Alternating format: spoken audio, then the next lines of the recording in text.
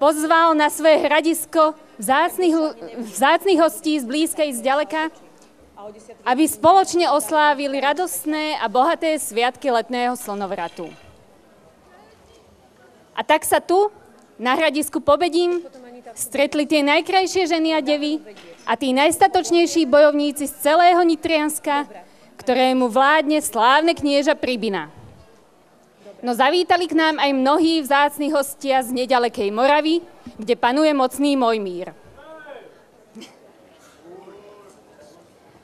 Pre potešenie toľkých hostí sa knieža Slavoj rozhodol usporiadať podľa dávneho zvyku našich predkov súboj, v ktorom si tí najmocnejší bojovníci zmerajú sily v súboji, v ktorom preukážu svoju zručnosť, statočnosť a odvahu.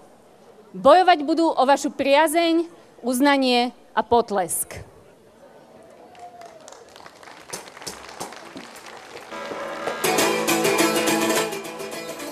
Ako prvé sa zbrane chopí samotné knieža Slavoj